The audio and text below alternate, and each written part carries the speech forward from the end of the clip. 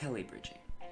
This bridging method is widely considered one of the fastest bridging methods in Minecraft. Not only that, but it's also the most difficult to master.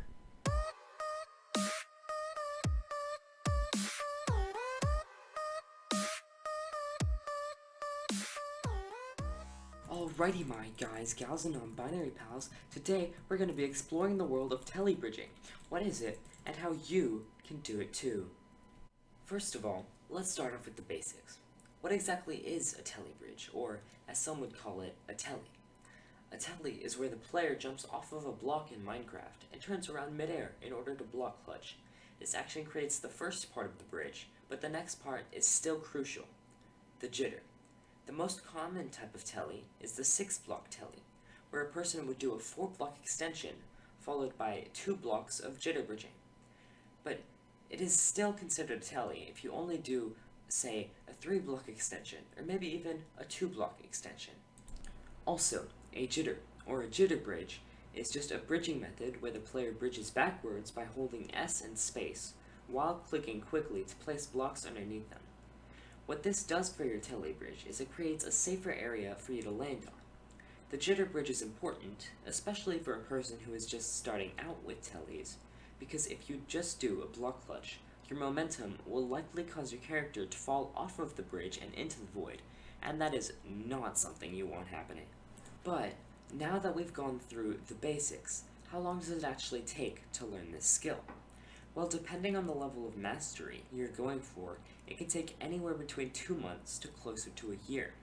The people in the bridging community spend hours and hours and hours a day practicing nothing but tellies in order to get faster and faster times, and even created more refined versions of the telly called speed tellies, which are quite harder to master. But it makes the bridge faster since it removes the need for the jitter bridge at the end of the clutch to regain the player's footing.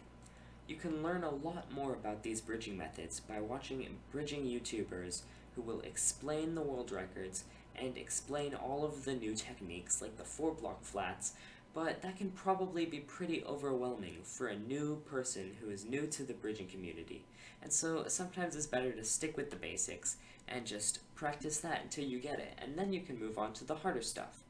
But how exactly are you supposed to practice and get better? Well, the hardest part of the telly bridge, in my opinion, is the actual block clutch, and so I think that that's really the best thing for you to practice. Of course, there are many ways to practice block clutching, but the server that I use, not promoted or sponsored in any way, the server that I use is bedwarspractice.club. Now, not only do they have a special training mode where you can practice block clutching, but the game Block Sumo, the one that I do on my YouTube channel quite a bit, in specific, Block Sumo Duels is also extremely useful for block clutching. But I've also found that even though I haven't been practicing block clutching or practicing tellies or any of those skills that I started learning months ago, I haven't been practicing them at all. And by playing games like Block Sumo or Bridge on Hypixel, my telly bridging skills have actually gone through the roof from where I was on my last telly video. I mean, if you go look at it, you'll see that I really was not that good, and I definitely had to record those clips many times. And that really just goes to show how important it is to just practice the basics, because even though I haven't touched telly bridging in months, I still improved, probably because I haven't touched grass, and I've just been playing a lot of Minecraft. But still, that just shows you all the little you need to do in order to get better. Now we move on to the parts that I still need to work on personally. The chaining of the tellies. In my opinion, I think the first few steps here have been the most important so far, but they still don't really give you an actual bridge. In order to actually use these techniques to go faster, you'd need to move the telly into a full jitter bridge if you don't know how to chain them. The trick with chaining tellies, as far as I understand, because again, I still have not mastered this part myself, is to keep your momentum going. Seriously, this part is so important that I underlined it in the script. As a telly bridger, the bane of your existence will be catching on blocks or messing up a turn. That's why, once you've gotten the form for the first telly down, it is so important for you to work on smoothness for the rest of them. Just try and make your motions as fluid as you can, because that will make so much difference. Keeping your momentum smooth and consistent is the key to keeping your Telly bridges going and keeping them clean. If you mess up a turn, not only will it throw you off for the rest of the bridge, but it will also make the bridge messier and use more blocks.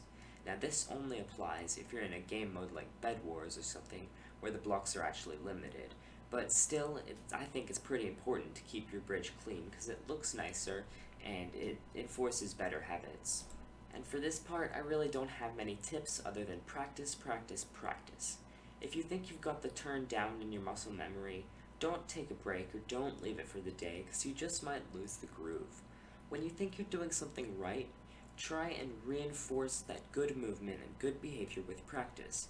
And when you think you're doing something wrong, eradicate it as soon as possible. And for the final part of this video, I want to talk about all of the uses for Telly bridging.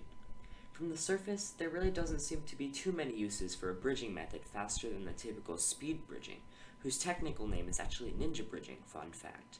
But surprisingly, there are many ways where these faster bridging methods can be used, with the most obvious scenario, of course, being bridging servers.